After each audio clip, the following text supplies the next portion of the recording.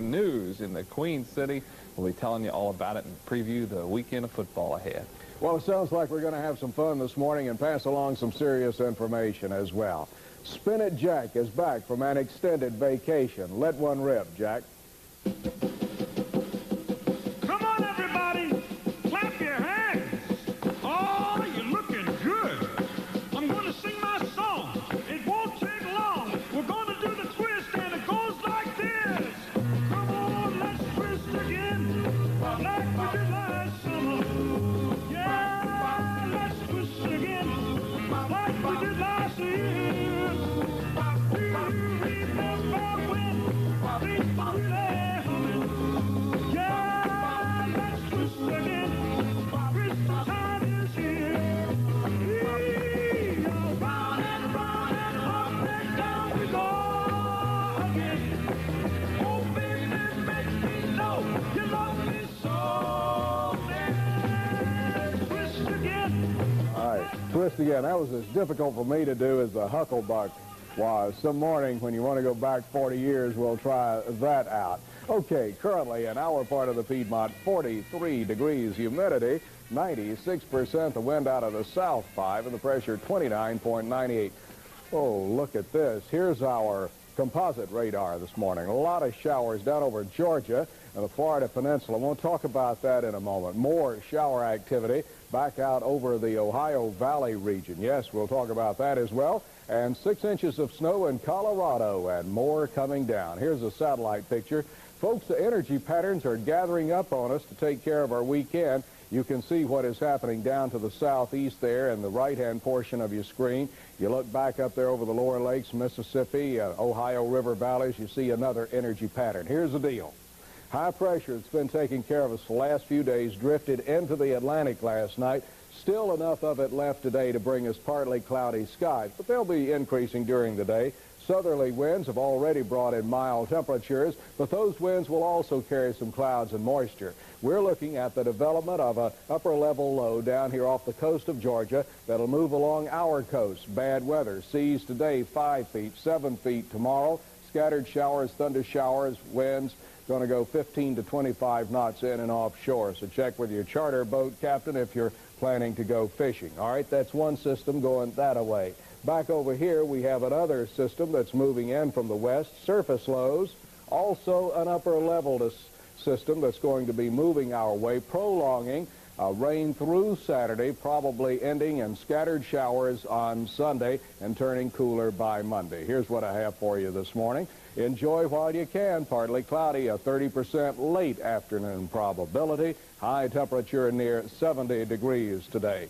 For tonight, we're looking at an 80% probability of showers and thunder showers across the area with the lows in the upper 60s. Somehow or another, Lee, I don't believe that's right. I'll check it, okay? I don't believe it'll be that warm tonight.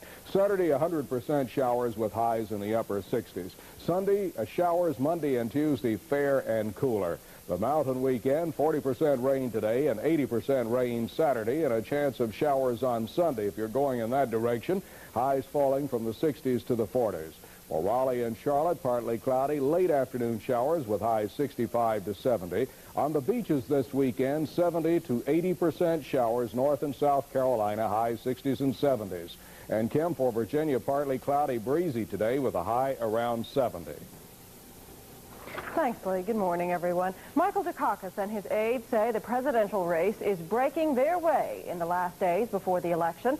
Dukakis says voters are taking a very strong second look at his campaign.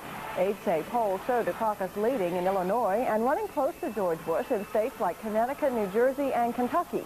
Yesterday, when asked by a fifth grader for some campaign advice, Dukakis said, "Smile a lot, talk slowly, and react quickly to attacks by the other side." On the other side, George Bush is insisting again that he is not appealing to racism. During his run for the White House, Bush has emphasized the prison furlough of Willie Horton from a Massachusetts prison. Horton, who is black, brutalized a white Maryland couple after escaping during a furlough. The vice president told NBC News that he wants to leave behind what he calls the tired baggage of bigotry. Bush has faced repeated questions about why he chose Indiana Senator Dan Quayle as his running mate. And this morning, Quayle himself says one reason was to create a little excitement at the GOP convention. But he also told reporters he is qualified and experienced. And one other note, the chairman of the pro-Bush Latavian group has resigned because of reports that he belonged to a Nazi group during World War II. The 8th of Bush's leading ethnic supporters to face charges of Nazi or anti-Jewish ties. Well, Lieutenant Governor Bob Jordan is still on the offensive this morning. He is battling incumbent Governor Jim Martin in the polls and trying to gather some momentum in the final days of the campaign. He made an appearance in Greensboro last night at the Greensboro Coliseum and drove home some familiar themes, the most familiar of which is that Governor Martin's claim to a good record on education is bogus. The Democratic candidate told his audience of around 500 that education is the issue voters consider most important. Jordan says Governor Martin either opposed him or was absent during the struggles for various education initiatives. And with just 4 days to go until the election, our latest exclusive News 2 poll shows that Jordan has a lot of catching up to do. Republican Jim Martin holds an 11-point advantage over his Democratic rival.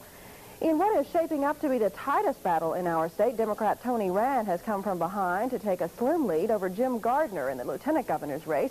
It looks like the race is over in North Carolina on the Republican ticket of George Bush and Dan Quayle as it continues to hold off the challenge of Michael Dukakis and Lloyd Bentsen. Several well-known Southern Democrats are trying to drum up votes for the Dukakis-Bentsen ticket in the last days of the campaign. They are making a whirlwind tour of the Southeast. During this stop at Raleigh-Durham Airport, Senator Sam Nunn told a gathering of 100 people for this rally that the presidential campaign has been filled with distortions. Another senator talked about the polls, saying voters should not be influenced by them. And he talked about his own polls, which showed him 26 points behind his opponent before he won the election. Also in this group are former Governor Jim Hunt, Senator Albert Gore, and Atlanta Mayor Andrew Young. This morning, another group, the top executives at RJR Nabisco, have unveiled a new plan to buy that company. They are offering $92 a share. Now, that tops the bid from takeover specialist Kohlberg Kravis by $2. RJR CEO F. Ross Johnson says the counteroffer includes $84 in cash for each share bought from stockholders and $8 in unspecified securities for each share. The RJR proposal is a setback for Kohlberg and Kravis, which have been trying to work out a friendly merger with Johnson and his partners. This morning, a Kohlberg spokesman says all talks are off. There are some new developments this morning as state investigators try to find the source of the hepatitis outbreak in Greensboro. Their search may take them to Forsyth County, where 21 previously unreported cases have now turned up. This morning, Renee Pullum tells us that may just be the tip of the iceberg. The word out of Winston-Salem is unnerving. Forsyth County has turned up nearly 24 cases of hepatitis. Investigators believe those cases are connected to the ones in Greensboro and may even be the current outbreak's original source. The 21 cases popped up over the last couple of months. That's nearly 4 times the number that Forsyth County normally has in a year. Worse than that, investigators fear there could be more. And with an incubation period of anywhere from a week to 5 or 6 weeks, there are no doubt some cases that we've not heard about yet. But the growing number of cases didn't appear to have much impact on restaurant business in Greensboro tonight. Several parking lots were full despite 4 new cases of the disease that developed overnight. 2 of those cases were linked to Nathaniel's, the latest restaurant to be associated with the outbreak. Several restaurant managers say news about the epidemic sent a crushing blow to their normal lunchtime business. That leaves health officials to try to get a handle on what's become a community-wide panic. We realize there's a lot of fear, and we've gotten a lot of fear expressed over the phones. We're trying to reassure people of what we do know. If there are any public health concerns, we've taken the position that we will notify the public. Otherwise, people should expect the restaurants that they eat at are safe to eat. But it may be difficult to get any of these people to agree with that. More than 300 of them turned out to the health department for gamma globulin shots, a serum that's become household words in Guilford County. I'm Renee Pullum for the Good Morning Show. The Guilford County Health Department will again be giving those shots to people who ate at Nathaniel's restaurant during the last 10 days of October. Now, the shots will be given today from 9 a.m. until 3 p.m. at the health department, and that is located at 301 North Eugene Street. Many people say they are very frightened by this hepatitis outbreak. They're asking a lot of questions, wondering if they could get it next. This morning, Brad Jones tells us what people are asking and where they can get some answers. The TelMed service is available to anyone. Although it offers a variety of information tapes, 90% of callers have been requesting the same one. Oh, we've probably had 200 or 300 calls today, just on the hepatitis. Compared to what would be usual? Anywhere from 50 to 100 calls on different tapes. But today and yesterday and the last couple of weeks, it's just been all been hepatitis. The outbreak is on most people's minds as they debate whether to go out to dinner or eat at home. You just don't expect that in this country, particularly in restaurants that have an A sanitation rating. It's just scary, you know, and I just decided just not eating Greensboro whatsoever. We listened to the questions that people are asking about hepatitis and took them to Dr. Tim Lane, an infectious disease specialist at Moses Cone Hospital. Ed York wanted to know about his prior experience with hepatitis B. I had hepatitis when I was in the service, and I'm going to ask my doctor if that gives you an immunity. I doubt it very seriously. Does exposure to one type of hepatitis give you immunity to another? Dr. Lane says no. So if one has had B hepatitis and recovered from it, they still could get A or one of the other forms. They couldn't get B again, and the same for A. Once you've had A, you're immune, but you may get other types of hepatitis. Ishmael Whitfield wanted to know about the spread of the disease. How it's coming about, you know, because it's spreading so fast. Is there any way to slow the spread of hepatitis? Dr. Lane says it's up to those who are infected. It spreads quickly only if there are people who are sick with the virus and they're not practicing hygienically when they handle food. And Mrs. Tom Hildebrand wondered if we should have discovered the problem sooner. Are restaurant workers not screened for health problems such as that? Aren't food workers screened for diseases like hepatitis? Well, Dr. Lane says they're checked for bacterial infections, not viral infections. And hepatitis is a viral infection. Even if that were the case, say if someone were to have a test when they first came to work, if they had never been exposed to, say, the hepatitis A virus, that doesn't guarantee they may not get hepatitis A later on while they're working.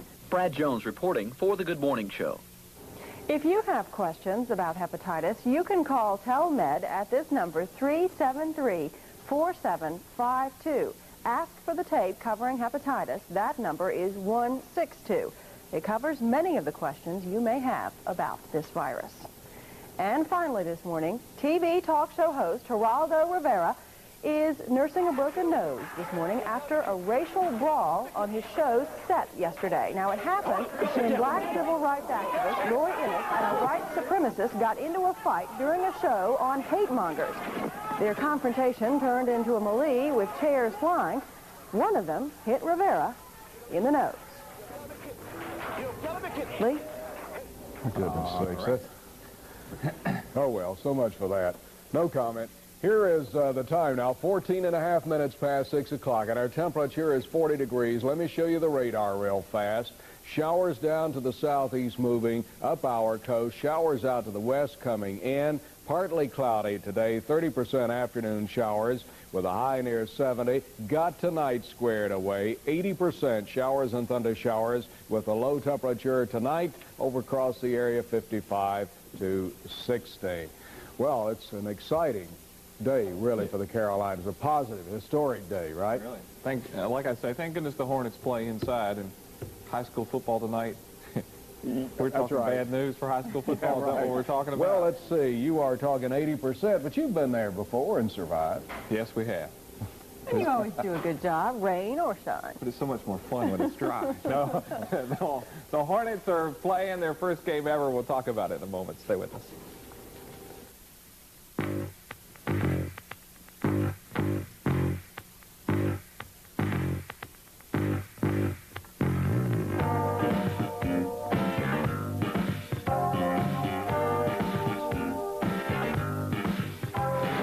Getting to the scene fast matters. Whether it's around the corner or across the state. Damage to the fragile dunes. From the mountains Firefighters are concerned to the coast. From agriculture. Higher grain prices. To counterculture. You deserve to know. That's why we belong to the only network that can canvass the Carolinas and deliver the story to your hometown today. Smokers have lost this round. The Carolina News Network. We're coming back. Where news travels fast, so you don't have to. We're coming to the end of a long campaign. And while this is the last commercial that you'll see from me, it may be the most important. We've got a good thing going here in North Carolina, and I want to be your governor again because this is just the beginning. I need your support to make North Carolina #1 for better jobs and better roads and better schools and an even cleaner environment. Just look at what we've done so far and what we still can do together. Martin for governor. Hello, I'm Walter Sticky Birch. At 40 years experience in law enforcement and as sheriff of Guilford County, the selection of our district court judges is of vital importance to me. I want a judge who will be firm but fair and one who will not be swayed by a handful of selected lawyers. That is why my personal choice for district court judge is Bill Ray. Join me and vote for Bill Ray, district court judge.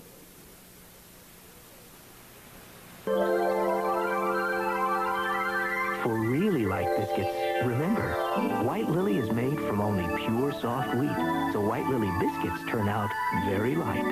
White Lily, the light baking flour. Hi, what's doing? Guarding the secret to White Lily cornmeal mix. Everyone knows White Lily is ground from the whole kernel. Everybody knows? But syrup! Cornbread! White Lily cornmeal mix ground from the whole kernel for full corn flavor.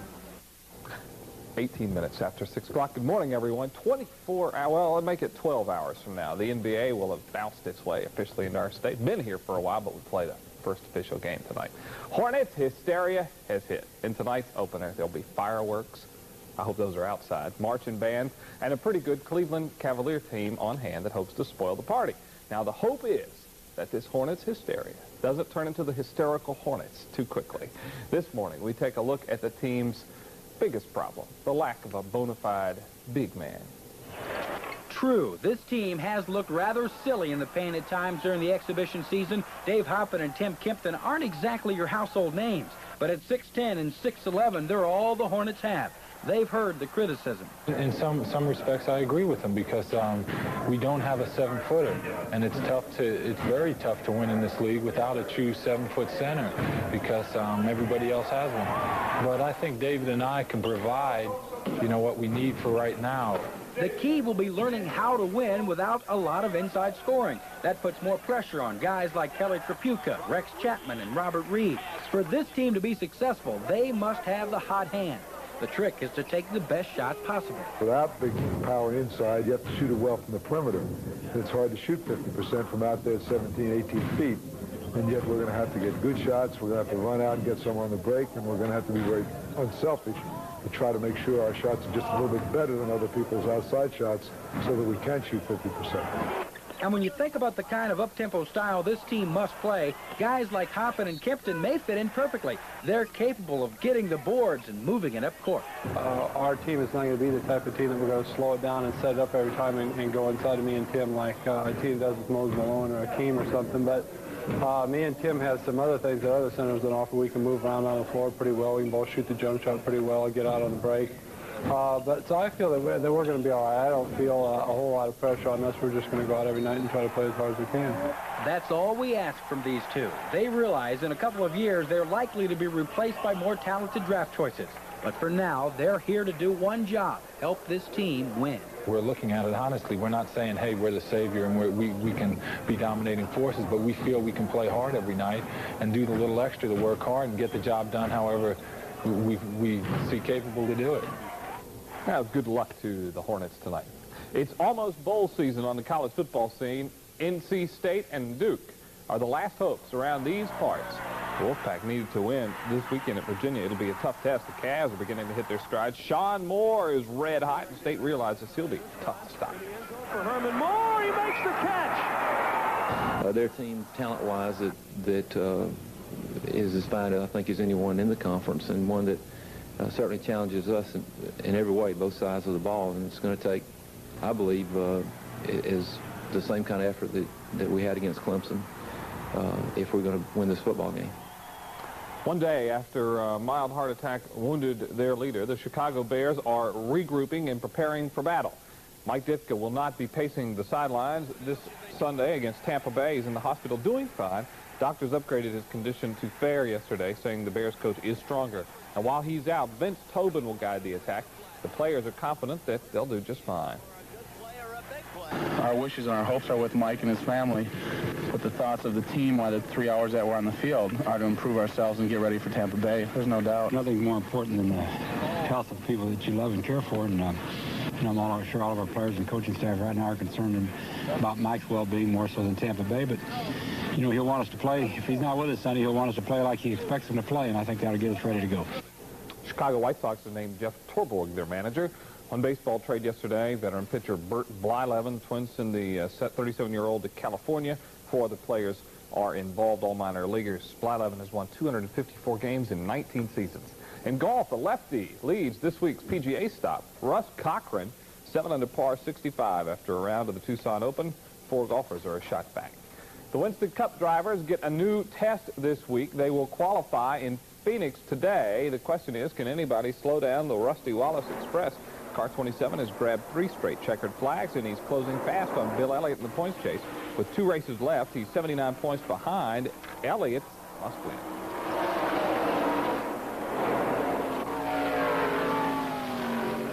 Because this is a good car and this is a good team. We work real hard on our chassis setups. Myself and Jimmy Maycar and Harold and all of us, we work double hard and trying to win all the races and do the best job we can.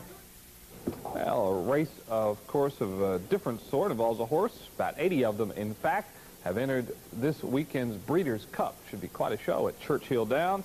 7 races in all worth some $10 million. Ali Sheba can make history in the $3 million Classic. If he wins, he'll surpass legendary John Henry as the all-time money winner in horse racing.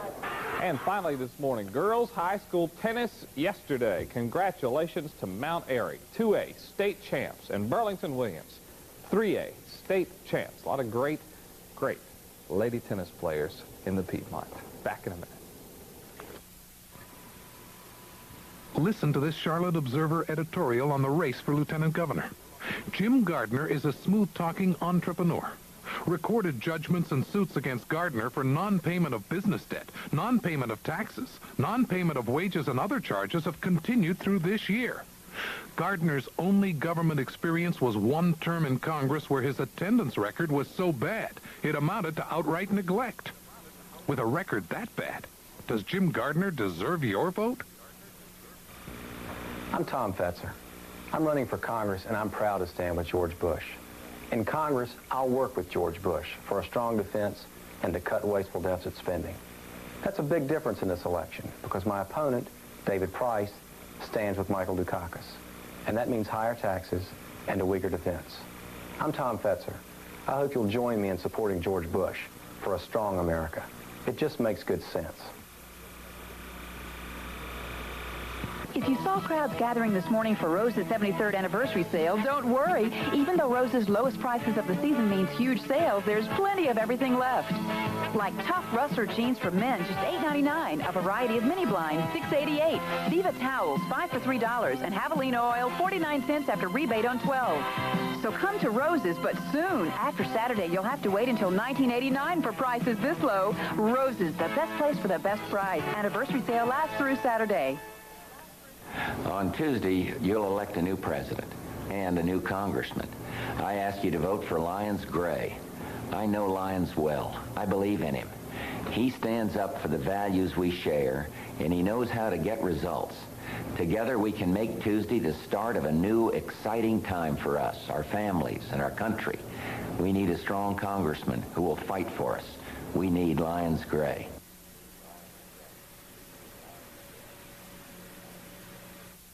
It's 40 degrees in our part of the Piedmont and 25.5 minutes past 6, and I'll give you a complete look at the weekend weather in just a few moments. You know, when you attempt to define Japanese culture, you have to accept the historical fact that the country has absorbed cultures from other countries in Asia as well as from the West.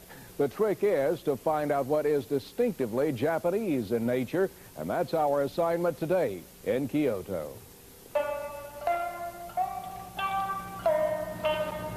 For hundreds of years, the arts in Japan were greatly influenced by those of China.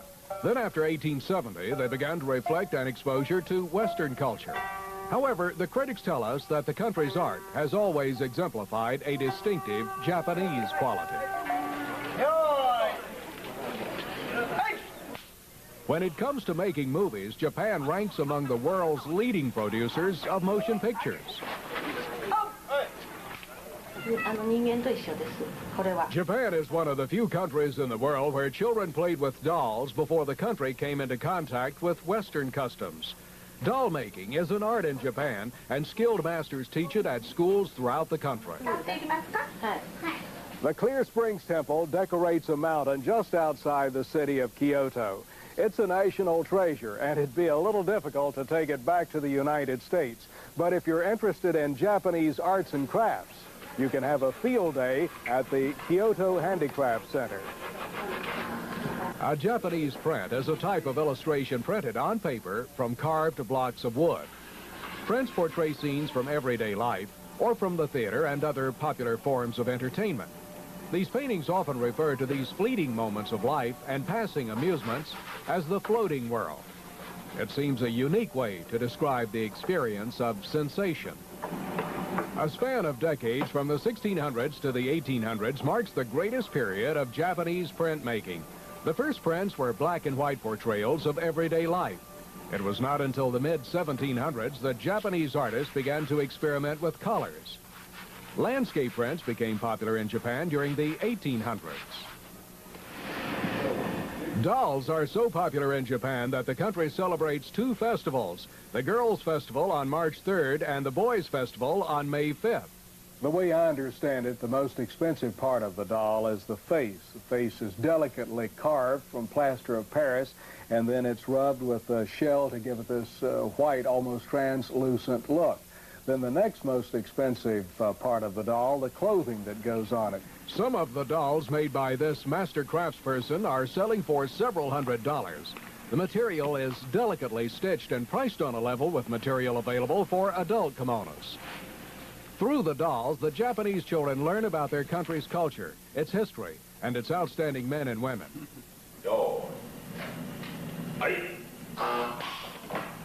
It may surprise you to learn that there is a Hollywood Far East. Japan ranks among the world's leading producers of motion pictures.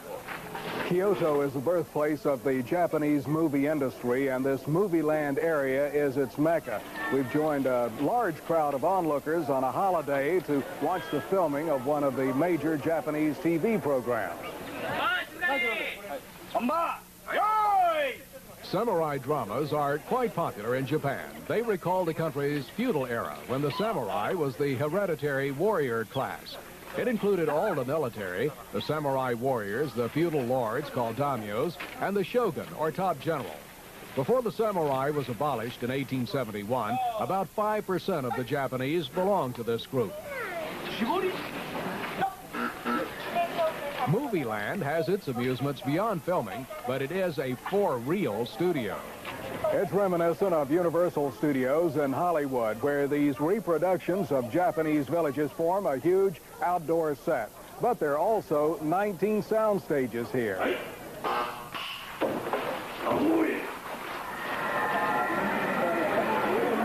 Movie Land has its own monster to enthrall the youngsters.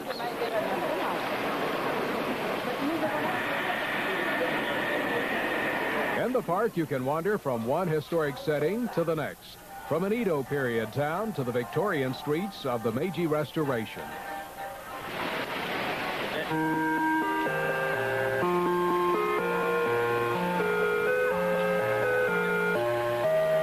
Regardless of the attraction provided by the actors on the set, the kids always seem to discover where the real fun is.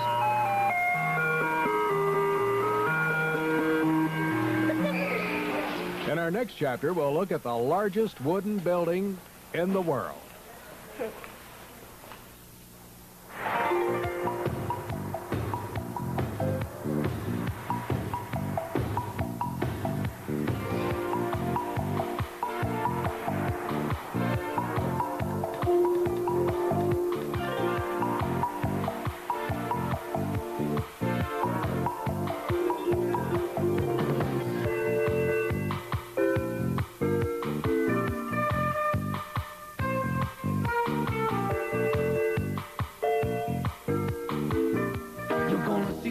difference. I'll check.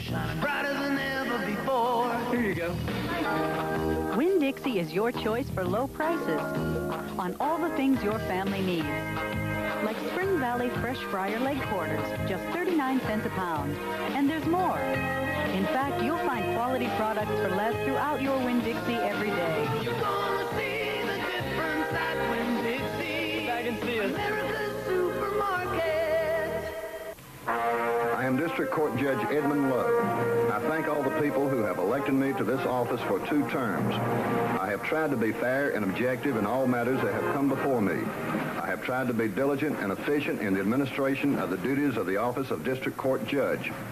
I have received criticism and praise, some deserved and some not. I trust that most of you will approve of my service by casting your vote for me on November the 8th, paid for by the committee to re-elect Judge Edmund Lowe. Everyone loves green space and parks. We need to act now to save open land for the future. This is your town, your future. Let's make sure everyone has a chance to enjoy our parks and greenways. We're the Greensboro JCs. Join us November 8th and vote yes for all 6 issues. There's no doubt that the more training programs our community college offers, the more jobs people can get. This is your town, your future, and the community college is part of it. We're citizens of Greensboro. Join us November 8th and vote yes for all 6 issues. Hurry into Circuit City during the City Sale and get the best values in town. Save on top name refrigerators like this 18 cubic foot Frigidaire, now just $396.97. Save on top value video. This VHS VCR is a low $199.97. Don't miss these big savings and more. It's the City Sale at Circuit City, the intelligent choice. 27 minutes before 7 o'clock. Later in this half hour in our house call segment, we'll talk about flu vaccine. Flu season's coming upon us. We're headed to the weekend here. Lee will tell us about the forecast in a moment if you really want to hear it. And tonight, if it doesn't rain, we'll be flying around in Sky 2. One of the final weeks of the regular season in high school football, getting kind of excited as we get towards the playoffs. And a lot of our teams have good shots at really going well in the state playoffs when they get there. So we'll be signing a lot of berths tonight. So tonight's an important night. It's a big night. Well, if it does rain, how are you going to get all that video? How do you get to all those games without Sky 2? It's amazing. It's the magic of television. The magic of television. You know, we call the police department and say, don't look, here we come. No, that's not true. We don't do that. We drive the speed limit, and we just put a few more crews out in the field. Okay. We believe. Did I get out of that okay? I think you did, barely. So we'll look forward to that tonight. Checking the news headlines, the federal government could announce a preferred site for the superconducting super collider by as early as the end of next week. State and federal officials say North Carolina's bid for the project won't be jeopardized by the EPA. Governor Jim Martin's science advisor says the EPA's objections to the possible sites in Durham, Granville, and Person counties are mild. But other people say a letter from the federal agency claims the state's proposal has environmental problems, and they are worried that may put North Carolina out of the running. Mayor Ken Cleveland of Bellflower, California, didn't meet the man who stole his car, but he did speak to him. Cleveland says he dialed his car phone, and the man answered. The mayor asked, "How are you doing?" The man said, "Okay," and then hung up. The mayor still doesn't have his car back this morning. More news coming up, Lee. All right. We have a lot of birthday greetings to pass along today. We want to say hello to Frank Schaffner, who will be 90 years old Saturday, November 5th. He's been married to Thelma Smith Schaffner for 69 years. We understand that the Schaffners are regular members of our Good Morning Show family. So Frank and Thelma, happy days to you. And Frank, congratulations on the 90 years. We heard also from Charles Smith, and Charles says, since you and my wife Barbara share the same birth date, and she thinks a lot of the Good Morning Show wish her a happy birthday on your program. And so we'd like to say happy birthday to Barbara Smith. Barbara, we hope you have a super Saturday. Also, we would like to thank Crystal Gale Price. She says she's 14 years old and she goes to Jackson Middle School. And thank her for some birthday greetings, as we thank Hazel Morton. Nice to hear from all of you folks out there. And happy birthday to you. Tomorrow, huh? Yes, 57. 57. Wow. Congratulations. That means I was 26 years old when we started this program. That's unbelievable. I don't want to talk about that anymore. But I do want to show you where I was yesterday. Can you guess? Glenn High School. And over there with the Bobcats, and the principal was telling them on the PA, tomorrow's the day to wear your orange. Today, that is. So they got a big ball game probably tonight. Forsyth tonight, and yeah, they got some great teams over there in Forsyth County. And Glenn High School, they got they're not the biggest team in the world, but they are fast. They got a lot of quick running backs. They'll score on you just like that. Great offense. All right, fine. Well, good luck to the Bobcats, and good luck to all the teams in Forsyth County. And we enjoyed being over yesterday talking to the 9th graders there about the value of education. Brought out one important fact. If you drop out of school, you're looking at minimum wage, and maybe you're looking at $5,000 or $6,000 a year. If you stay in school, get a high school diploma, you're maybe looking at $11,000 a year. If you're thinking about dropping out, you might want to think about that. I also spent some time. Prince Eric of Albright, fall up here a minute. I need some help. As I say down home, grab a hold of that end. Okay, good. This scroll presented to me yesterday by the fine students over at Jamestown Middle School. We spent about 4 days with them over the last couple of weeks talking about Egypt. They're going down to see Ramses, and they gave me this scroll here and signed it with a lot of comments, and I'm going to enjoy hanging this up in the room over the nail holes that I got there at home, and I'll enjoy that a lot. It's really colorful, and we had a great time. Some nice experiences together, and a lot of interesting questions about Egypt. Look forward to being over at Bluford School today. We better hurry on. We won't finish by 9 this morning. Temperature is 40 degrees, humidity 96%, the wind out of the south 5, and the pressure 29.98. Here's the radar this morning. Showers to the southeast, showers to the west. Here's the satellite picture this morning. Big energy area down there along the coast, and more energy banked up out over the Ohio and Mississippi River valleys. Here's what's going to happen, folks. Over the next few days, we'll see a low develop today right here and move along our coast. If you're going to the coast, seas 5 to 7 feet, offshore and inshore winds out of the southwest at about 15 to 25 knots for the weekend, and rain there and showers along the North and South Carolina coast. Okay, one system brings rain. Then there's an upper level low out to the west that's going to move in. That'll bring us a chance of more precipitation. Then we'll get this frontal system moving through, and that may even cause some scattered showers and thunder showers. How's that for a weekend? Here's your forecast. Partly cloudy. Enjoy today. 30% chance of afternoon showers late. High temperature near 70 degrees. For tonight, we're looking at an 80% probability with lows in the upper 50s. For Saturday, a solid 100% showers with highs in the upper 60s. We'll have a chance of showers on Sunday. Monday and Tuesday will be fair and cooler. The mountain weekend, 40% today, 80% rain Saturday, and showers Sunday. And temperatures cooling from the 60s today to the 40s by Sunday. Raleigh and Charlotte, partly cloudy, late afternoon showers, highs in the upper 60s. On the beaches of the Carolinas, showers for the weekend, high 60s and 70s. Kim, Virginia, partly cloudy with a high temperature around 70 degrees. Thanks, Lee. Good morning. Gang violence has turned areas of Los Angeles into war zones. Rival gangs draw battle lines. Sometimes innocent bystanders are the victims. Most people only talk about the gang problem, but as Tony Cox tells us in his special series, Working Away from Gangs, one man is actually doing something about it, and he is challenging others to join his quiet revolution. Baxter Sinclair is a construction boss who was worried because he knows his young workers could be killed any day. Worried because beneath those hard hats are hardcore gang members. You want to go out and go get killed? Fine. You go out and sell drugs, man, you ain't doing nothing but going in the pen and coming back out. For months now, he's been hiring the unemployable to work laying pipe. Gang members and ex-cons mostly. Sinclair says they appreciate the chance to do better. Guy back has been against the wall all his life. You give him that little hope, and you can find a better employer than anybody else. You see, here is the future. Here's hope. You know, here's hard workers, tough people, tough work. They produce. Sinclair may take them, but most companies are looking for people whose backgrounds are quite different. and they want people who they figure aren't going to give them a hassle. And I suspect that makes it a tough call for a gang member or someone who wants to make that transition. Leonard Franks made the transition from gangs to work with Sinclair's help. He was doing fine, too, until he was paralyzed last Mother's Day.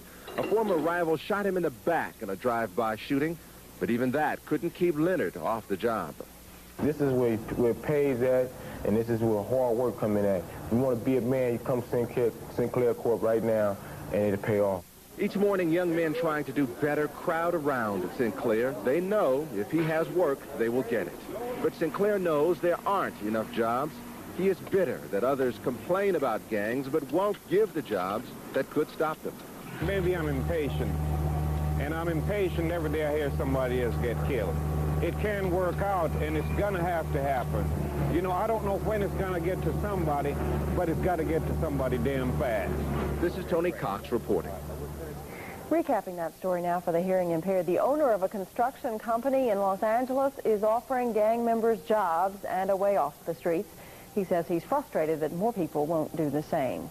Checking the news headlines this Friday, a source says defense consultant William Parkin will be one of the first to face charges in the Pentagon bribery case.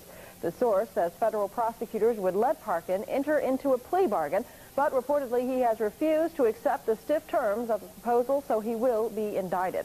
Parkin told the Wall Street Journal he paid more than $15,000 for inside information on a Navy contract, but said he believes he did not break any laws. Israeli Prime Minister Yitzhak Shamir won't expel all Palestinians from the occupied lands, as the nation's religious parties are demanding. An aide to Shamir says the Prime Minister rejected that demand in talks aimed at setting up a coalition government. Shamir's party failed to win a majority in Tuesday's election.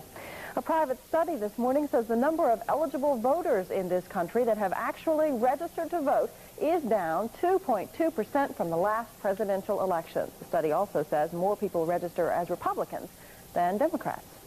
Another private study says poverty is growing faster among Hispanics than other Americans. The percentage of Hispanics living in poverty rose 6% in the last 9 years. 2 people died and 15 others were wounded overnight during a hotel shootout in Mexico City. The gunfight reportedly was between members of 2 rival labor groups. Hispanic FBI agents sued the Bureau for Discrimination and won, and now they are going back to court. The agents charged that FBI officials harass and intimidate them in retaliation for the first lawsuit. FBI spokesmen say the Bureau's position is that retaliation is illegal. The government gives its final reading on the unemployment rate today, and analysts think the figures will suggest the jobless rate will stay about 5.4%. And finally, a man who owns a couple of newspapers in Alabama put his feelings for George Bush on the comics page yesterday. Bob Bryan replaced the comic Kathy with a strip that read in large type, "Vote for Bush." Bryan says Kathy is pro-Michael Dukakis. More news in the next half hour. We'll be back after this. Stay with us.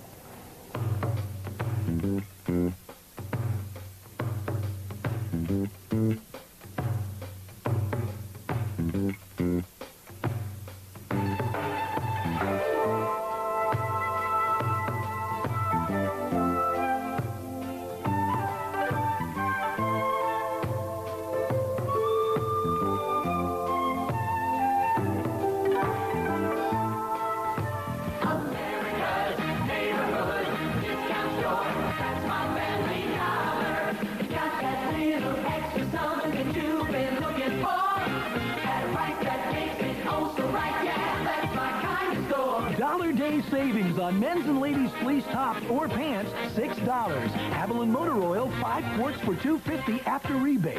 Texaco antifreeze, $5.50 a gallon after rebate.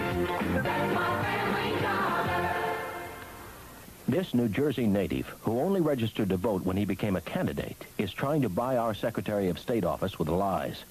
John Carrington is spending hundreds of thousands of dollars to outright lie about Rufus Edmiston's record, saying he is against the death penalty.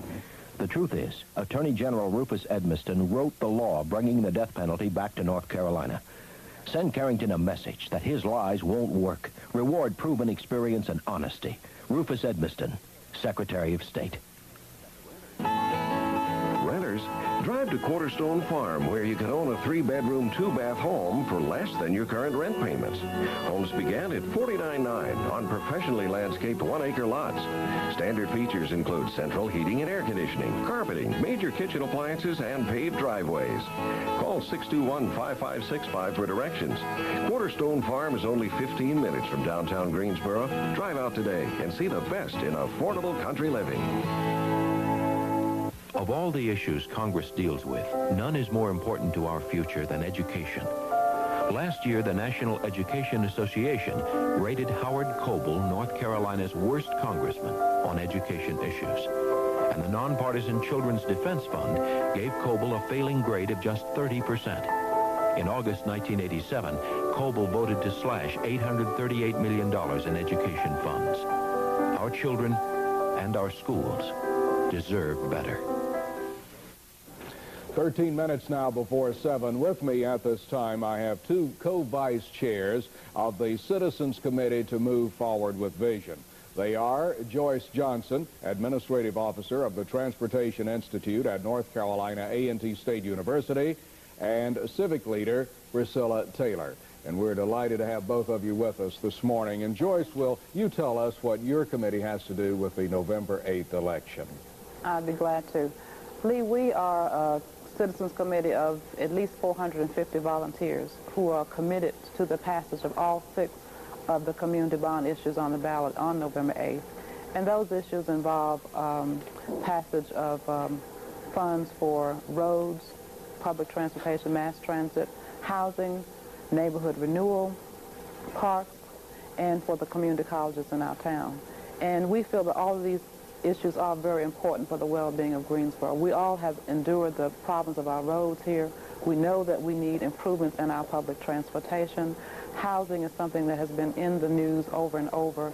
Community colleges is really involved with the job training of our citizens. And of course, we need to have the recreational and preservation in the parks. So that our committee has really been educating and enticing, encouraging our fellow citizens to get out and vote for these issues on November 8th, because we think, in fact, we know that they would mean so much for the continued improvement in quality of life here in our city. Priscilla, Joyce mentioned the citizens who are involved and in support of the issues. Could you tell us a little bit about them, please? Yes, Lee. As Joyce said, we have more than 450 people who are actively working to promote this bond package. It's wonderful to have that many people working on the committee, but the nicer thing is that they represent all segments of our city. There are older people and young people, businessmen, educators, blue-collar workers, white-collar workers, people from all incomes and all races. It's truly a community-wide coalition of people that are trying to get this passed. In addition to this, we have 25 groups and organizations who have endorsed all 6 issues. And again, this is a set of people that represent people from all over the city. And if I may, I'd like to just give you a sample of some of the groups which have endorsed the bond referendum. We have, for example, the Greensboro Men's Club, the Chamber of Commerce, Citizens for Responsible Government, the United Way, the United Arts Council, the Junior League of Greensboro, residents of Ray Warren, Hampton, and Morningside Homes, and the Greensboro Merchants Association, the Greensboro Board of Realtors, and I could go on, but that gives you a sample. And I think it's important to recognize the reason that we have such broad-based support is because these issues came out of citizens groups, primarily the Greensboro Vision strategic planning process that we've been engaged in for over 2 years now. And they're on the ballot because of citizen support. I wish everybody could have been at our rally we had Wednesday night down at the depot. There was such a sense of community, a feeling that we were all working together to create something really positive for this community, and it was really exciting. Now, you brought along a ballot this morning. Yes, and there is the items that we're talking about are on the far right-hand side of the ballot, and there's a lot of legal wording that has to be on the ballot. But what I want to say is that there are headings for each issue, and you will know what you're voting on, and perhaps your viewers cannot quite read the headings so that people know what they're looking for. I'd like to tell you what the headings are. It's parks and recreation bonds starting at the top, community college bonds, street and bridge bonds, mass transit, redevelopment bonds, and housing bonds. We thank you all for coming to our program this morning to again remind our viewership of the broad base of support for these issues, and we hope that you will indeed go to the polls on Tuesday and cast your ballot.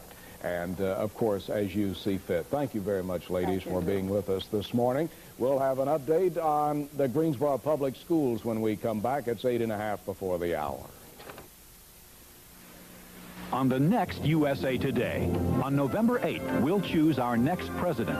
Along with the job come the perks, the house, the cars, the plane, the pomp, and the circumstance. We'll take you on a tour of the presidential privileges. They've come from the tiny country of Bulgaria to play to sold-out houses in the States. Hear why rock stars are singing their praises on the next USA Today. Friday at 7:30 on Channel 2. Yeah, you're home early, huh? Ben can be so stupid. Yeah. Well, say, how about some Campbell's home cooking soup? Grandpa, chicken soup can't fix everything. No, you got to have some tomatoes and celery and carrots, too. You know, honey, your grandmother never, ever called me stupid. No, she always called me pinhead. Oh, Grandpa. I knew some soup would make you feel better. Home cooking soups from Campbell. They got their name because of their taste. 8 minutes now before 7 o'clock. We have two guests to talk about schools this morning on the Good Morning Show. One of them I'm going to skip over, but I don't want to be rude. We'll get to you in a second. Here with us, a familiar face, Mary Lou Williams, who was with the Greensboro City Board of Education. Morning, Mary Lou. Good to have you here. Thank you. The North Carolina School Boards Conference is going on in Greensboro. Tell us a little bit about it. Well, it's our 19th annual conference, and it's being co-hosted by Greensboro and Guilford County. We are working together on it, regardless of what people may say. The theme this year is the 4 E's: effective, efficient, excellent education. And we think we'll really have a series of workshops that are really great. And I really want you to talk more with Gene, Dr. Gene Cosby, our executive director.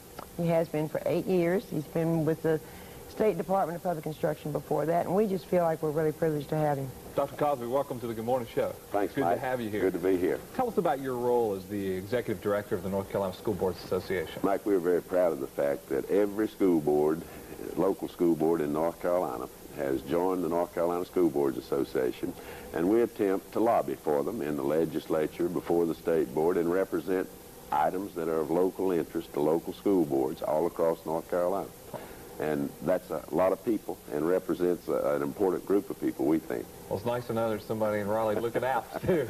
We also, Mike, and I think folks would be interested in this, they won't be surprised, but school board members also, it's like everything else, getting more complicated every day, and a large part of our time is spent in actually training of local school board members. Where do we stand regarding accountability in public education in this state? Mike, of all the reforms over the last several years, I think the biggest is yet to come, and I think it'll come in the area of accountability. Citizens, by and large, are saying very clearly to us now that they're really prepared to pay for good schools. The other side of that, they expect good schools. Most of the accountability that's in place in North Carolina right now is, in my opinion, false accountability, in that it's, do you do this regulation and do you report that you've done it? I believe you'll see a major transition in the next short run that'll talk about student success, and I believe accountability will be on the basis of student success, and I think that's a good move in the right direction.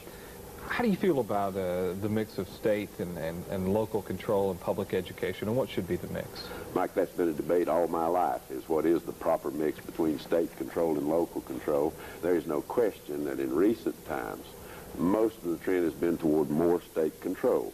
That's come as a result of special interest and what have you, and it's not been all bad. But right now, local school systems, and I think most of the research is now saying that decisions made at the lowest level are the better decisions. And I believe you're again going to see some fairly dramatic changes. The state of North Carolina invests heavily in its public schools, and they clearly are entitled to a role and a part of the authority. At the same time, local government invests very heavily in public schools, and they too are entitled to a role. And that proper blend of a partnership is what we're all after, and it's not that easy to get. But I do believe that, again, right now we're in a mode where I think we're going to see a shift a little bit more away from state control and more toward local control. But I believe a price will be paid for that. And what I really envision happening is that the state's going to talk about, here are the results we want. And I think they're going to expect boards to meet those results, as opposed to having detailed programming that comes from the state and imposed on local school systems. I think they're going to be, here are standards that you're expected to meet. You have some latitude and leeway in how you go about meeting those expectations. Dr. Cosby, thanks for being with us. My pleasure. Good to have you on the program. Appreciate all that this station does for public schools. We appreciate it very much. It's our pleasure. It's important to us. Mary Lou, good to have you here. We'll be back right after this. Stay with us. I am Randy May, Democratic candidate for Guilford County District Court Judge. I have over 14 years of courtroom experience, and I am an assistant district attorney and have an investment in strengthening and preserving our quality of life. A good judge should be as concerned for the rights of the victim as for the accused. A vote for Randy May is a vote for the judge with all the right qualifications. Vote for Randy May, Guilford County District Court Judge on November the 8th. Vote for May in November. There's only one thing cuter than a Belky bear. This holiday season, Belky is the perfect gift. Soft, cuddly. He's got a new hat. And he's got a friend. Sure, the kids love them, but you will too. So choose your favorite. Either bear can be yours for only $10 when you make a purchase of $50 or more at Belk. You'll make someone very happy. And those are the Bear Facts from Belk. Morning's House Call segment is brought to you by the Moses H. Cone Memorial Hospital. Many people don't think about getting a flu shot until they get sick, then it may be too late. The flu can be deadly. Medical reporter Dr. Art Uline tells us who should get a flu shot. If you are age 65 or older, or at any age, if you have a chronic illness such as heart, lung, or kidney disease or diabetes, this message is aimed at you. The flu season is almost upon us. And if you have not yet taken steps to protect yourself, it's time you did. The influenza virus can infect people of any age and either sex, but it's especially dangerous for the elderly and those in poor health, because their immune responses tend to be sluggish. People in precarious health do not need anything to give them a shove, and that's why elderly people will tend to get greater complications and a greater death rate. But many older people are failing to get their flu shots. In part, this is due to a lingering fear from the days when swine flu vaccine caused problems. But the fears are inappropriate today. Influenza vaccine is made from dead viruses, so you cannot get the flu by taking the shot. And the incidence of side effects from the shot is very low. The real problem with flu vaccine is that the shot confers immunity for only about 5 or 6 months. That's enough to get a person safely through the flu season, but another shot must be taken each year. The strains of viruses that cause epidemics each year tend to change, so the vaccine is changed each year to fit the current strains. Usually, the changes from year to year in viral strains are fairly minor, but the public health experts say we are now overdue for a new and different influenza virus. Every 10 to 12 years, we expect a major change in the virus. But we haven't had one for close on 20 years. So we're kind of nervously waiting for the next influenza virus change. It takes 2 to 4 weeks after you are vaccinated to develop full immunity against the influenza virus. So the ideal time to get your shot is during October or early November. If you have not made arrangements to get a shot yet, now is the time to do it. Your family doctor or your local public health department should be able to give it to you or tell you where to get it. I'm Dr. Art Uline. This morning's House Call segment was brought to you by Moses Cone Hospital.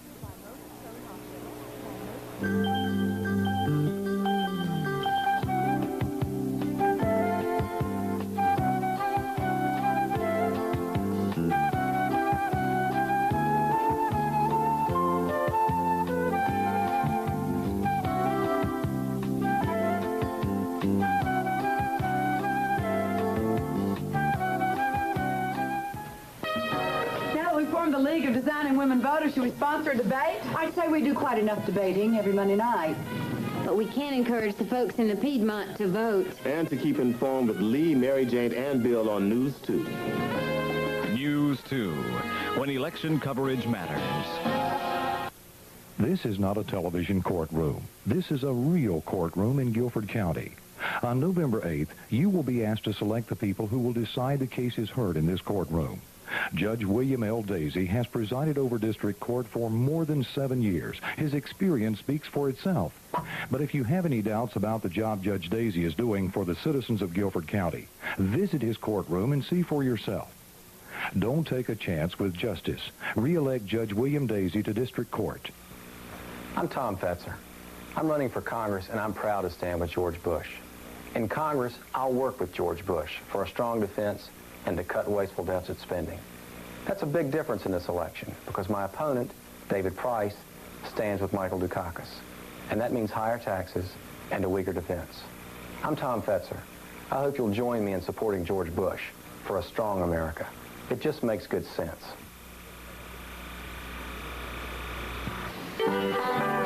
In taste tests against the North's leading hot dog, more people choose Bryan. Bryan just plain tastes better. Bryan, the flavor of the South.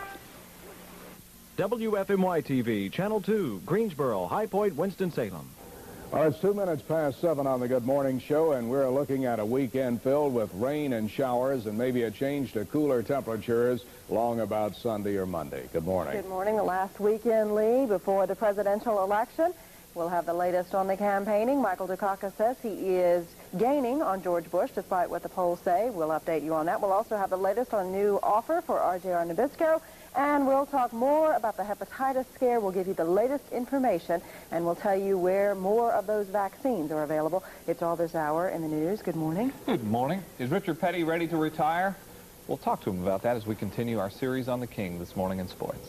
Okay, right now we're going to check out that weekend weather picture. Spin it, Jack.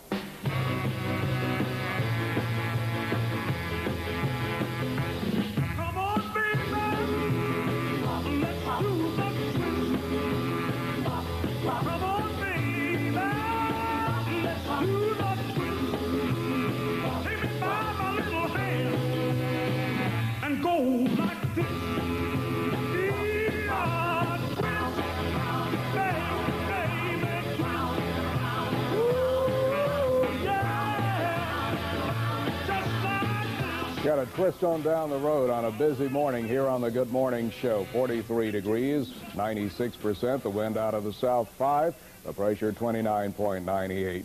Radar indicates showers to the northwest, southwest, and southeast this morning. Satellite photographs indicate massive areas of energy along the coast, spreading clouds in our direction, and also more clouds moving in from the west.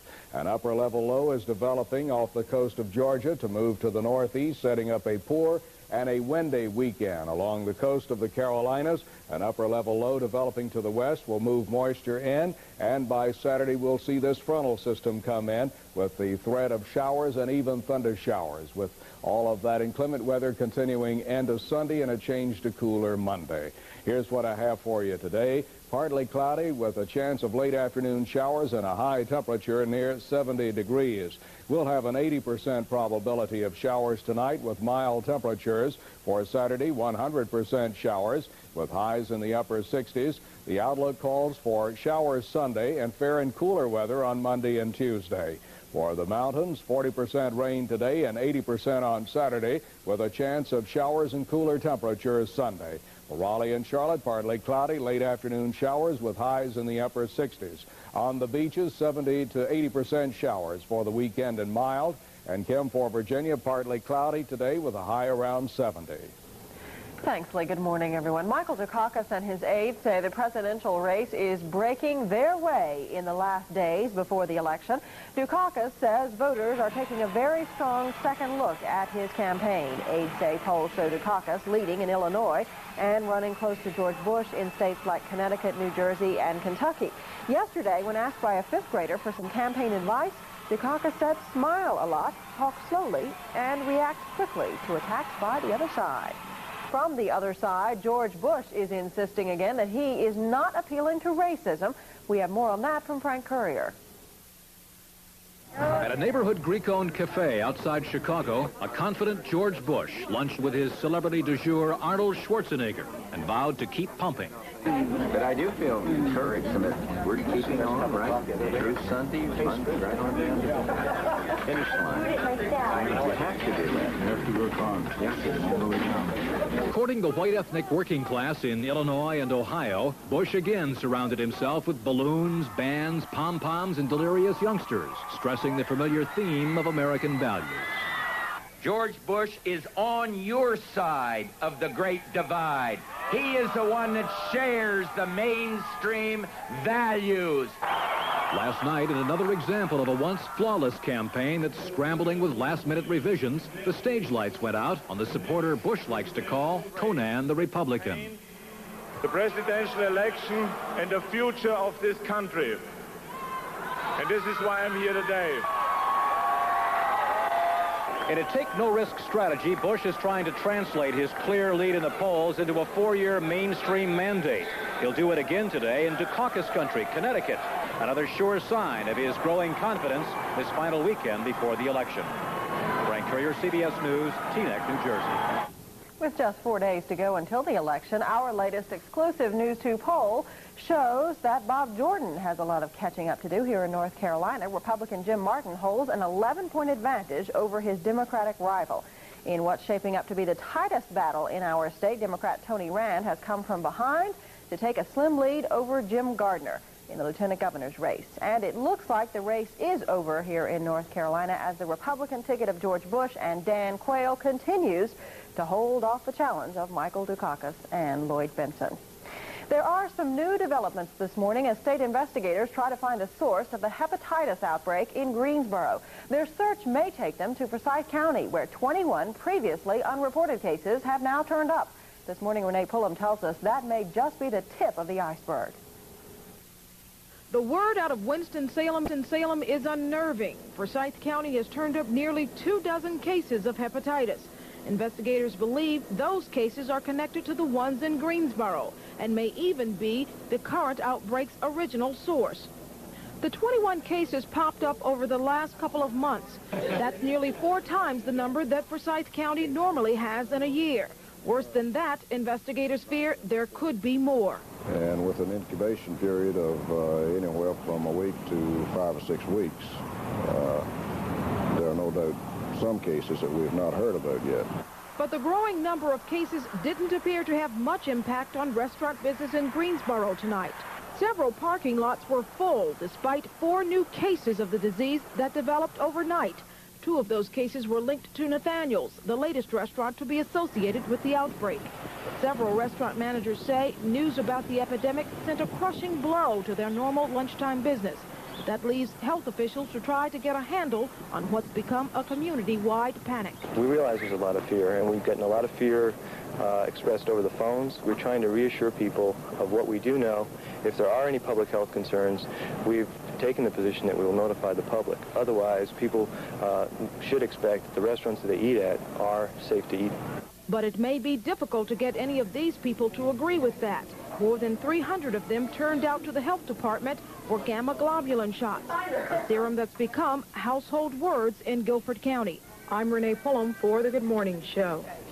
The Guilford County Health Department will again be giving those shots to people who ate at Nathaniel's restaurant during the last 10 days of October. The shots will be given today from 9 a.m. until 3 p.m. at the Health Department, which is located at 301 North Eugene Street. The top executives at RJR Nabisco have unveiled a new plan to buy the company this morning. They're offering $92 a share. That tops the bid from takeover specialist Kohlberg Kravis by $2. RJR CEO F. Ross Johnson says the counter offer includes $84 in cash for each share bought from stockholders and $8 in unspecified securities for each share. The RJR proposal is a setback for Kohlberg and Kravis, which have been trying to work out a friendly merger with Johnson and his partners. This morning, a Kohlberg spokesman says all of those talks are now off. And finally in the news this morning, an update on a big event here in the Piedmont this weekend. We welcome as our newsmaker this morning, Jean Rudd. She is site manager of the Charlotte Hawkins Brown Memorial State Historic Site. Good morning. Good morning. Thanks so much for being with us. Tell us about the African American Heritage Festival. Tomorrow we will have from 10 a.m. until 5 p.m. an African American Heritage Festival held at the Charlotte Hawkins Brown Memorial State Historic Site in Sedalia. In case of bad weather, we'll move next door to the Sedalia Elementary School. But during the festival, we will have activities for the entire family, videos, arts, crafts, exhibitors from all over the state of North Carolina, to include the Calvin S. Brown Regional Art Center, the Delta Fine Arts Center, the North Carolina Genealogical Society, William Penn High School Mattie Reed Collection, and others. There will also be vendors there with different arts and crafts and food. One of our main attractions, Dr. John Hope Franklin, will be our speaker for our commemorative program that begins at 11:30, and he also will be available to autograph copies of his book, From Slavery to Freedom. Dorothy Sproul Redford, the author of Somerset Homecoming, Recovering Our Lost Heritage, will also be there to autograph her book. And our whole emphasis or theme is preserving Black history in North Carolina. Why did you decide to have this type of festival? Well, right now the site is dedicated to the memory of Dr. Charlotte Hawkins Brown, who founded Palmer Memorial Institute, which is now the site. Her interest in education and history in North Carolina, we feel, has been extended through these different exhibitors. Again, our theme, preserving Black history in North Carolina, and this is what these exhibitors will be showing. Tell us a little bit more about Miss Brown. What type of person was she? A very dynamic person who came to North Carolina to teach rural Black children. When the funds were withdrawn from her school, she literally built her own school. The story is with $100, and at the age of 19 years, she founded the Palmer Memorial Institute in Sedalia, which went on to become a private boarding school with over 350 acres, numerous buildings on campus, and became just an elite preparatory school. How can people get more information about the festival this weekend? By calling 919-449-4846, which is the site. Thanks so much for joining us as our newsmaker this morning. If you are interested in the African American Heritage Festival, Saturday, November 5th, it will be from 10 a.m. to 5 p.m. at the Charlotte Hawkins Brown Memorial State Historical Site. For more information, call 919-449-4846. That's it from the news desk for now. Lee? Kim, we'd like to tell our viewers about another event that is taking place this weekend. Miss Gloria Hughes is Assistant Director of Continuing Education and Summer School at North Carolina A&T State University, and Mary Kay Pung is Chairperson of the Triad Alzheimer's Association Education Committee. You are having an Alzheimer's teleconference this weekend. Just what exactly is that? Okay, Lee, the Alzheimer's teleconference is a national teleconference which will be broadcast live from the University of Missouri. The teleconference will be held on the campus of A&T State University tomorrow, November the 5th, from 12:30 until 3 o'clock p.m. The teleconference will be held in McNair Hall Auditorium. The purpose of the teleconference is to communicate the latest information about Alzheimer's disease, to raise the awareness of the burdens of Alzheimer's on their victims and their families. The cost of the teleconference is $10 per person, and there is still room available for persons who want to attend. Now, Ms. Pung, could you refresh us about Alzheimer's disease, please? Okay. Alzheimer's disease is a progressive, irreversible disease of the brain, which primarily affects older adults. By progressive and irreversible, I mean once it starts, there's nothing you can do to stop it. And it generally results in a person having severe memory loss and eventually being unable to care for themselves in things that everybody else takes for granted, like washing, eating, dressing, moving around, things like that. Who is affected by the disease? Alzheimer's disease almost always affects older adults. It's estimated that about 7% of people over the age of 65 have Alzheimer's disease. And as the age increases, more people have it. So, for instance, more people who are 85 are likely to have Alzheimer's disease than someone who is 65. But it is very unusual in someone who is less than 65 years old. What are the prospects for a cure? Well, there is no cure and there's no treatment right now. There is a lot of research being done, and a number of theories about things that may help to treat it, but at this point there is no cure. What help is available locally for patients and their families? There is an association called the Alzheimer's Association. It's the only organization in the United States which is dedicated to providing help for Alzheimer's patients and their families. It was founded in Chicago, and we now have a local chapter here. It's the Triad, North Carolina chapter of the Alzheimer's Association, and the chapter provides education and family support and also tries to raise funds for research into the disease. Thank you for visiting with us this morning to update us on Alzheimer's. The teleconference is scheduled for tomorrow from 12:30 to 3 p.m. at McNair Auditorium on the campus of North Carolina A&T State University. For more information, call 334-7816. The Triad Alzheimer's Association may be reached by dialing 1-800-228-9794. That's 1-800-228-9794. It's 17 minutes past 7. My friend Mike Hogwood will be on the air or on the road tonight, depending on the weather. I hope it's in the air. A busy night of high school football. We'll talk a little bit about that, and we'll tell you about opening night for the Hornets in just a moment. We're coming to the end of a long campaign, and while this is the last commercial that you'll see from me, it may be the most important. We've got a good thing going here in North Carolina, and I want to be your governor again because this is just the beginning. I need your support to make North Carolina #1 for better jobs and better roads and better schools and an even cleaner environment. Just look at what we've done so far and what we still can do together. Martin for governor. Saturday morning, USA. Guys are changing their oil to this. Superflow from Exxon. When you're changing your oil, go Superflow. Hey, this Superflow is great stuff for blocking wear. Its wear band additive gets deep inside your engine and actually coats the moving parts. Protects your engine with quality you know. Look, want your engine to last? Go with the flow.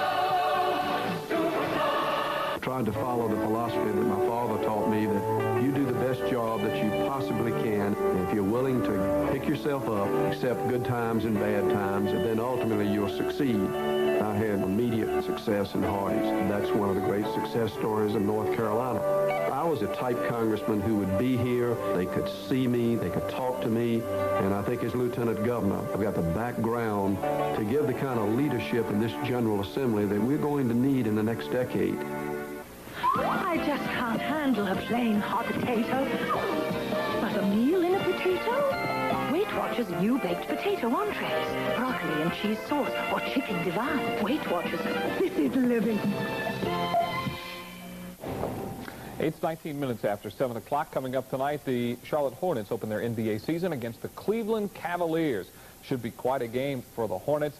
As the NBA officially comes to North Carolina, there will be indoor fireworks in the new Charlotte Coliseum. Be interested to see how that all works out. Marching bands, the Charlotte Symphony will perform. It should be quite a gala evening. Everyone is encouraged to wear tuxedos. We'll be having a live report from Charlotte on the game between the Hornets and the Cavaliers tonight at 6 o'clock. That was a big weekend of football ahead. It all starts tonight with high school football. Remind you that we'll keep you up on who's in the playoffs and who's not on Piedmont football highlights coming up tonight at 11:30. Our game is on Channel 2, Carolina and Clemson. That'll be tomorrow afternoon at noon. One big game in the ACC determining championship maybe is the NC State-Virginia game. State still with just one loss in the league. Winston Cup drivers are in Phoenix, Arizona for the Checker 500, which will be run on Sunday. So far, Rusty Wallace still is dominating. He was the fastest car in practice yesterday. Jeff Bodine and Dale Earnhardt were also quick on the 1-mile flat surface racetrack. There will be qualifying in Phoenix today. And speaking of racing, there's been a lot of talk in recent months about Richard Petty. Is this finally the year that he will retire after 30 years in the sport and all the records and awards that you can imagine? Well, the King's future is the subject of this morning's report. King Richard of Randolph, a racing legend. It has not been a good season for Richard Petty. It started with this wild ride at Daytona. It seems like car number 43 has been in trouble ever since. Petty has been competitive at times this year, but something always jumps out and grabs him. Despite all the losses, the publicity still comes Richard's way. But the honors and celebrations sound a lot like retirement parties. Richard says he's the only one who will make the decision when he retires. We look forward to the next race, and we're looking forward to next season. Again, I look forward to this season and just felt like it was going to have a super season, and start off at Daytona, and it got upside down. We had never got it back on the wheels yet. But again, we're looking forward to a good year next year. We're going to keep most of the people we got. You know, yeah, I really feel good. I would say I feel as good now as I have in the last 8 to 10 years. So I'm very optimistic about my health and about the situation coming on. Richard is the owner of this race team now. Brother Maurice and Father Lee are no longer directly involved. He's on the Randolph County Commission and says there's a chance he might strive for higher political office after his racing days. Richard's wife, Linda, has been by his side through all the wins, championships, and bad times. She's very involved in the Winston Cup Auxiliary, a support group made up of drivers' wives. Like any wife, she's concerned about her husband's safety. Remember the first day we met, you gave me a ride home? Yeah. Did you know I was scared stiff? Why you bring that up now? No reason. But your driving scares the daylights out of me sometimes. Me too. Sometimes. Well, a man's got to do what a man's got to do. I don't think I could sit here and honestly say that, no, I wouldn't want him to retire. I'd want him to stay out there, because that's not true. I do want him to retire. I'd like to think that there would be a lot of time we could spend together and enjoy our grandchildren. Now our children are grown. But that's just something that he has to make that decision. You know, you can't just walk up to somebody and say, well, you know, you've been here long enough. Now, why don't you retire? Because, you know, when somebody's done something their whole life and they've loved it as much as he's loved what he's done, it's just not easy to all of a sudden say, I don't want to do this anymore. That has to come from within inside yourself. And I would certainly hate for him to retire because somebody pressured him to do it. Is it time for the king to step aside? He's accomplished all there is and has a number of outside interests. But Richard Petty still loves to race. Don't expect him to hang up his driver's uniform anytime in the near future. Monday, we'll spend a day at the race with the king. Lee? Okay, thanks a lot, Mike. Our time now on the Good Morning Show is 24 minutes past 7 o'clock. We'll have an update on your weekend weather coming up in a few moments. We'll look at the movie industry in Japan and have a medical call-in on epilepsy. So we hope you'll stay with us. Right now, we want to give you an update on the Greensboro Area Chamber of Commerce. With me, Joanne Weston, who is Manager of Communications for the Chamber, and Joyce Jarrett, who is Manager of Community Media Relations for Lorillard Incorporated. Delighted to have you with us here on Friday morning. Now, understand that you have a big event coming up next month, the 111th meeting of the Greensboro Area Chamber of Commerce. Lee, this is our 111th meeting. We are one of the older inland chambers in the country. At this year-end meeting, we tell our membership about our achievements and accomplishments for the year and explain to them how their investment dollars were used and the impact this had on the community. Well, this is also the time that you choose to honor some members of the community who have contributed to our quality of life here. What are some of the awards? Lee, some of the awards are the Calvin Wiley, which recognize excellence in education, Levi Coffin, given for contributions in the field of human relations and human rights, O. Henry for contributions to the arts and cultural activities, Dolly Madison for beautification and historic preservation, Nathaniel Green, given for nonspecific community contributions. And of course, as you realize, most of these people are North Carolina natives or have ties to North Carolina and to the Greensboro area. And the contributions these people make to the overall quality of life make our job easier in selling Greensboro. All right, now, in addition to the awards that Joanne just spoke about, there is a new award that's going to be presented for the first time. and we have it on the coffee table here, and we'll be taking a close-up of that in just a minute. And Joyce, you can tell us about what you are calling the Athena Award. Certainly, Lee. The award is named Athena for the Greek goddess of wisdom and courage. It will be presented to a woman who has excelled in her chosen career field and who has been involved in chamber activities and community service. We're real excited about this award, for it will give recognition to the outstanding businesswomen in Greensboro. Well, let me go along and endorse it. I think that's a super idea. Congratulations to you and to the Chamber for doing that. And I understand that for the keynote speaker, Joyce, you have a member of the CBS family. We'd like to hear about that. Yes, we do. We have Kathleen Sullivan, anchor of CBS this morning. And the Chamber is very much indebted to WFMY for the efforts that they have extended in bringing Kathleen to Greensboro as keynote speaker for the 111th annual meeting.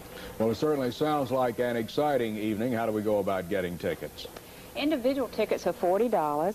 And if you purchase groups of 10 tickets or more, which is a corporate table, those tickets then are $35.